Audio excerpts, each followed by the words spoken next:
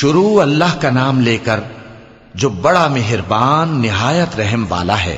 اے پیغمبر صلی اللہ علیہ وآلہ وسلم، جو چیز اللہ نے تمہارے لیے جائز کی ہے تم اس سے کنارہ کشی کیوں کرتے ہو؟ کیا اس سے اپنی بیویوں کی خوشنودی چاہتے ہو؟ اور اللہ بخشنے والا ہے، مہربان ہے۔ اللہ نے تم لوگوں کے لیے تمہاری قسموں کا کفارہ مقرر کر دیا ہے، اور اللہ ہی تمہارا کارساز ہے، اور وہ دانا ہے، حکمت والا ہے۔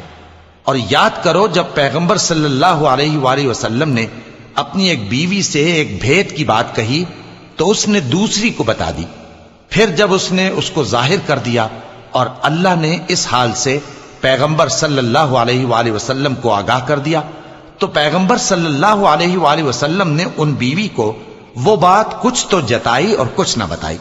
سو جب وہ بات ان کو بتائی تو وہ پوچھنے لگیں کہ آپ کو یہ کس نے بتایا؟ فرمایا کہ مجھے اس نے بتایا ہے جو سب کچھ جاننے والا ہے، خبردار ہے۔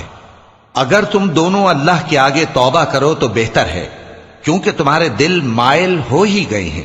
اور اگر پیغمبر صلی اللہ علیہ وآلہ وسلم کے خلاف باہم اعانت کرو گی تو اللہ اور جبریل اور نیک کردار مسلمان ان کے حامی اور دوستدار ہیں، اور ان کے علاوہ سب فرشتے بھی مددگار ہیں۔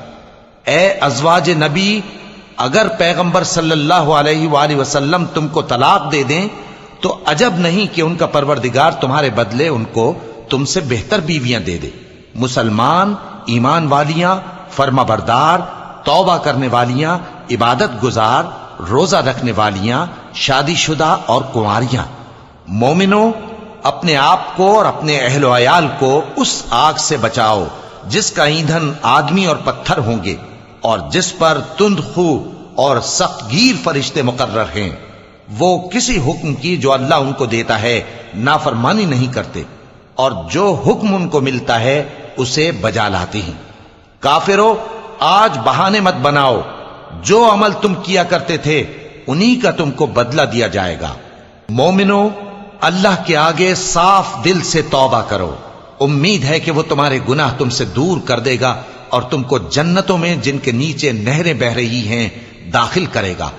اس دن اللہ پیغمبر صلی اللہ علیہ وآلہ وسلم کو اور ان لوگوں کو جو ان کے ساتھ ایمان لائے ہیں رسوا نہیں کرے گا، بلکہ ان کا نور ایمان ان کے آگے اور داہنی طرف روشنی کرتا ہوا چل رہا ہوگا، اور وہ اللہ سے التجا کریں گے کہ اے پروردگار، ہمارا نور ہمارے لیے پورا کر اور ہمیں معاف فرما، بے شک اللہ ہر چیز پر قادر ہے۔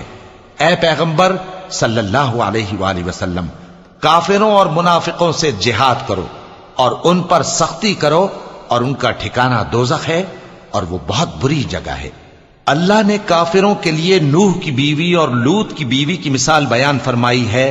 یہ دونوں ہمارے دو نیک بندوں کے گھر میں تھیں، اور دونوں نے ان سے خیانت کی تو وہ اللہ کے مقابلے میں ان عورتوں کے کچھ بھی کام نہ آئے، اور ان کو حکم دیا گیا کہ دوسرے داخل ہونے والوں کے ساتھ تم بھی دوزخ میں داخل ہو جاؤ۔